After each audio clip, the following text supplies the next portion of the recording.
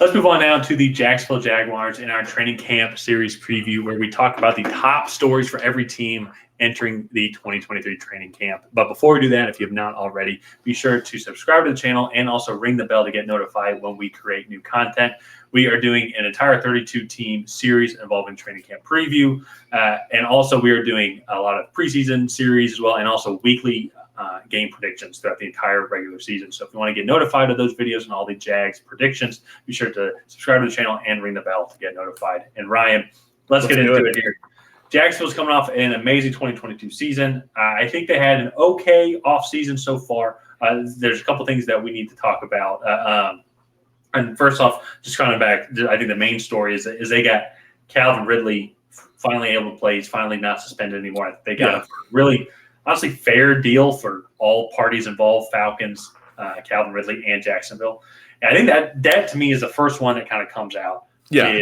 How is he going to be implemented into the offense? How is Doug Peterson going to utilize him? If I'm not mistaken, I don't have the stats off the top of my head, but I think Marvin Jones only had like 500 yards, 600 yards, something like that. Yeah, it was in that range, like only 40 catches for 500, 600 yards. So, and I bring up Marvin Jones because he's not on the team anymore, and Calvin Ridley's going to replace him. I think he can get 600 yards, especially in this offense and how well Trevor Lawrence has been playing, if he can keep playing at that level. Yeah, no. And I think Christian Kirk has definitely kind of established himself as maybe the top receiver on this team. I know everybody thought he got overpaid last year, but come out, I think he had 1,300 yards last year. So you come out and do that, and you can get paid just about anything, and teams will be okay with it. So Calvin Ridley will be kind of the 1B to Christian Kirk. So my biggest thing is, what schemes are they going to run to get both of those guys on the field, spread them out? They did bring back Evan Ingram, as well as signed, I think, Brendan Strange from Penn State, or drafted Brendan Strange from Penn State.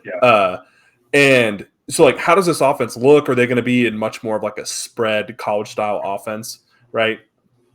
And then how effective is Calvin Ridley, right? Is he doing well in team drills? How is his rapport with Trevor Lawrence? What does their connection look like? To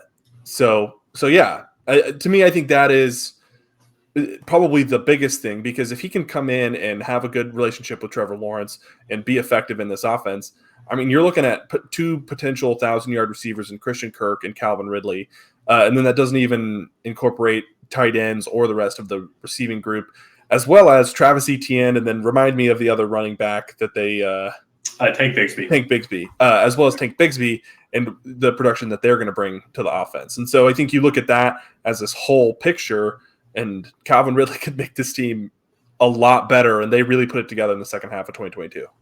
Oh yeah, no. They would not have made the playoffs if everything just didn't click in their final 7 games of the season. And so that's what's going to be interesting, because as well, and on top of that too, it's like, I don't even think Calvin Ridley needs to be 1B. I mean, because they have Zay Jones as well. They have Evan Ingram. I just think he just needs to be reliable. Whatever, if that turns out to be a 1B, which would be great. It's just a reliable number 3 slot receiver. I think that would also be awesome as well. And so it's just a good situation to be in. I will say for Jacksonville, just with all the weapons now that they have, and you saw how close they became to winning the AFC division game against the Chiefs, and like the talent's right there. Like I mentioned, I think after that game when we were reviewing that Chiefs-Jags game, is we're about to be spoiled in these AFC games. If you look at how Trevor Lawrence is doing, you got Patrick Mahomes, obviously, and so this team can go far. This team can go far as long as on top of they can figure out what to do with Calvin Ridley and all the weapons that they have, but if they can also protect all those weapons and protect Trevor Lawrence, because it's going to be another thing kind of entering this offseason is the offensive line and how they develop as well. They did lose Jawan Taylor. He signed with the Chiefs, completely understandably why.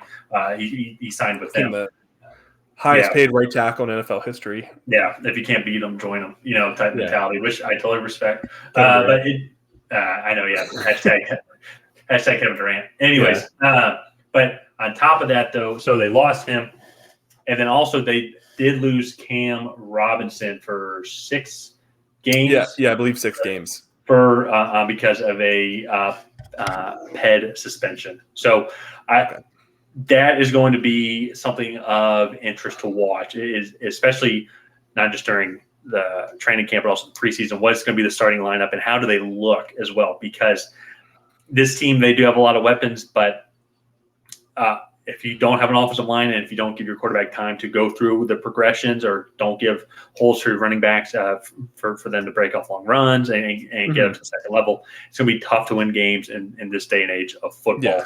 So that's going to be a key story for me to watch and pay attention to.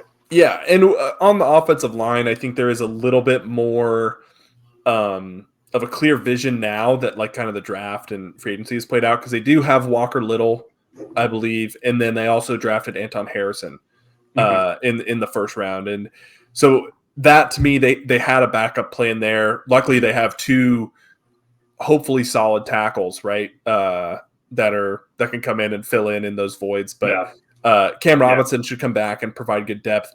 To me, it just disrupts the continuity of offensive line. Those five guys, you look at what Philadelphia has done, and like those five guys have played together for, years on years. And a lot of the not so great offensive lines have really high turnover, right? They have new guys constantly coming in, and it's just really hard to kind of get all five guys on the same page without playing together for a while. So I think they could have a potential Cincinnati Bengals start to what Cincinnati did last year. They come out 2-2, the offensive line not playing well through the first 4 weeks. They kind of clicks, figures it out, and then they go on a nice little win streak. And to me, I think that's more feasible. That's hopefully a good representation of what happens for this offensive line, right? It could go better, it could go worse. It's just that's a recent example of a team that had high turnover and injuries. So. Yeah, that's because also defensively, I feel like they have improved on the defense side, but there's not too much to report overall. Yeah.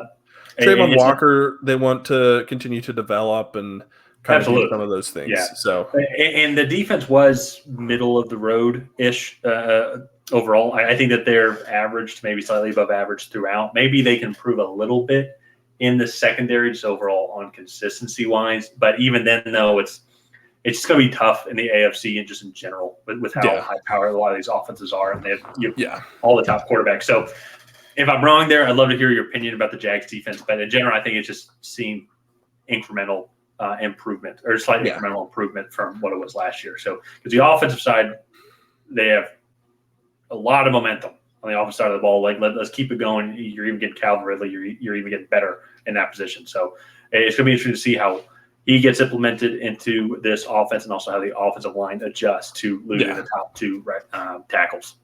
Yeah, no, definitely. But let's go ahead and wrap up the Jacksonville Jaguars training camp preview there. If you guys have not already, please go ahead and like and subscribe. And leave a comment down below on what you think the Jags are going to do in 2023. Do you think they're going to bounce, or I guess continue their hot streak and come back and sweep this division in 2023? Or do you think it's going to be maybe a little bit of a closer race and they'll bounce back to what they were at the beginning of 2022? Let us know down below. And other than that, we will see you guys next time.